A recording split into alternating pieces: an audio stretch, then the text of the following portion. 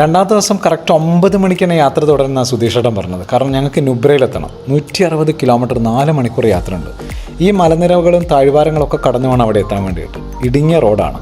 ലേയിൽ സ്വന്തമായിട്ട് ബൈക്കിൽ പോകുന്നവരും സ്വന്തം വണ്ടി ഉപയോഗിച്ച് പോകുന്നവരൊക്കെ ശ്രദ്ധിക്കുക. ഇടുങ്ങിയ റോഡാണ്, അപകടത്തിന് ചാൻസ് ഉണ്ട്, ശ്രദ്ധിച്ചു പോവുക. എന്നാലും ബോർഡർ റോഡ് ഓർഗനൈസേഷൻ ബ്രോ നല്ല രീതിയിൽ റോഡ് മെയിൻറ്റെയിൻ ചെയ്യുന്നുണ്ട്. അങ്ങനെ മഞ്ഞ് പുതച്ച മലകൾ കാണാം കേട്ടോ. താഴെ പച്ചപ്പുള്ള വില്ലേജും കാണാം.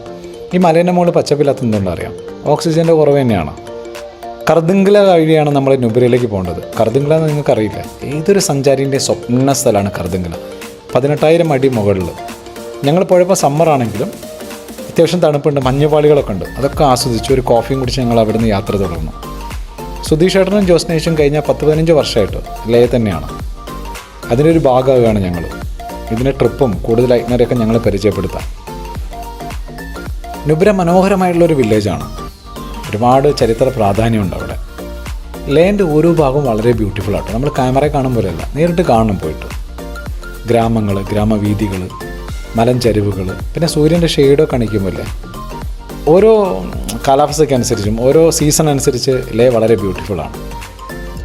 മലനിരകൾക്കടിയിലൂടെ മിലിറ്ററിയുടെ വാഹനം പോകുമ്പോഴേ അരഞ്ഞാണം പോലെ എനിക്ക് ഓർമ്മ വന്നത്. ലേയുടെ മനോഹരമായ കാഴ്ചകൾ അടുത്ത വീഡിയോയിലുണ്ട്.